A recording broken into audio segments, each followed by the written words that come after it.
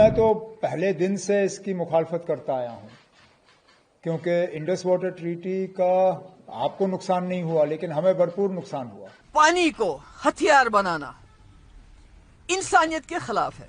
یہ پاکستان یا کسی اور ملک کی اگر کسی ملک کے ساتھ بھی ہمارا پانی چلا جاتا اس کو بند کیا جائے گا میں سمجھتی ہوں انسانیت کے خلاف ہے. ہم نے مرکز کو 2 پروجیکٹس دیے ہیں جو ہمیں لگتا ہے ان پہ کام اگر ہوگا تو ہمیں فائدہ ہوگا. ایک جہلم پہ ایک نیویگیشن بیراج جس کو تلبل نیویگیشن بیراج کہا جاتا ہے سوپور کے پاس، اس سے وولر میں پانی بڑھ جائے گا، جہلم کا لیول بڑھے گا.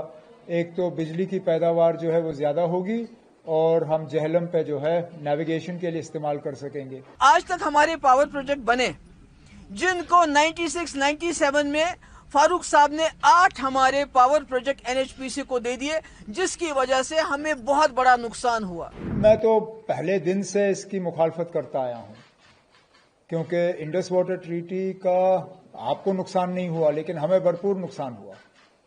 آپ کی 3 دریائیں جو ہیں آپ کے پاس رکھی گئیں، آپ کو پانی روکنے کا بھی پورا حق ملا، اس کا بھی کچھ حد تک خمیازہ ہم نے بھگتا کیونکہ ڈیم آپ نے بنائے، علاقہ ہمارا ڈوبا. جو آپ کا رنجیت ساگر ڈیم ہے اس کا زیادہ تر حصہ جو پانی کے اندر آیا وہ جموں کشمیر کا آیا اور اس کا جو ہمیں ملنا چاہیے تھا کمپنسیشن وہ نہیں ملا، جو اس کا ہمیں بجلی ملنی چاہیے تھی وہ نہیں ملی، جو اس میں ہمیں روزگار ملنا چاہیے تھا وہ بھی نہیں ملا. لیکن چلیے ایک ہمسائے کے طور پہ ہم نے زیادہ شکایت نہیں کی.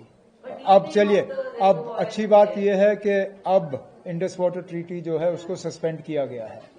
اب میں چاہوں گا کہ جلد سے جلد ایسے اقدامات اٹھائے جائیں کہ ہم وہ پانی خود استعمال کر سکیں.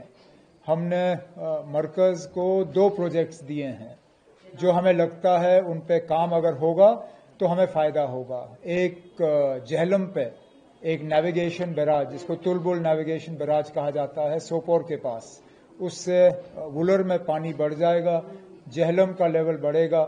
ایک تو بجلی کی پیداوار جو ہے وہ زیادہ ہوگی اور ہم جہلم پہ جو ہے نیویگیشن کے لیے استعمال کر سکیں گے. لیکن اس کے ساتھ ساتھ اخنور کے پاس چناب سے پانی نکالنا تاکہ جموں شہر کو ہم وہ پانی فیڈ کر سکیں. ہمیں لگتا ہے کہ آنے والے پھر 20-30 سال کے لیے جو ہے جموں کو پانی کی قلت نہیں ہوگی. دونوں چیزوں پہ مرکز سے بات چیت چل رہی ہے اور امید کی جا رہی ہے کہ ان میں تیزی لائی جائے گی. اس کے ساتھ ساتھ جو ہمارے ایگزسٹنگ پروجیکٹس ہیں جو سلٹ سے بھرے ہوئے ہیں، چاہے وہ سلال ہو، دلہستی ہو، باقی ہو، انڈس واٹر ٹریٹی کے تحت ان کی ڈی سلٹنگ ہم کر نہیں پا رہے تھے. اب مجھے لگتا ہے اس موقع کا فائدہ لے کے ان کا سلٹ جو ہے ہمیں خالی کرنا چاہیے.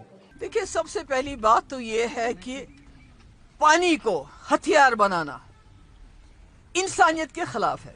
یہ پاکستان یا کسی اور ملک کی اگر کسی ملک کے ساتھ بھی ہمارا پانی چلا جاتا اس کو بند کیا جائے گا میں سمجھتی ہوں انسانیت کے خلاف ہے.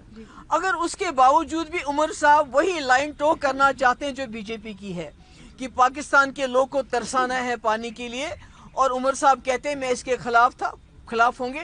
مگر میں عمر صاحب سے پوچھنا چاہتی ہوں جو آج تک ہمارے پاور پروجیکٹ بنے جن کو 96-97 میں فاروق صاحب نے 8 ہمارے پاور پروجیکٹ NHPC کو دے دیے جس کی وجہ سے ہمیں بہت بڑا نقصان ہوا.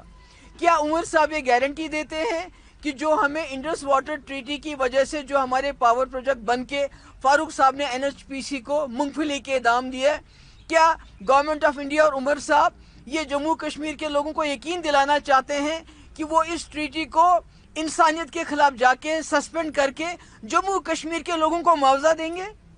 Will they compensate us for the losses that we have suffered all these years because our ex-chief minister Farooq Saab was so generous کہ انہوں نے سارے پاور پروجیکٹ اٹھا کے مونگ پھلی کے دام NHPC کو دے دیے؟ کیا وہ اس کو کمپنسیٹ کریں گے؟ میرا یہ کہنا ہے.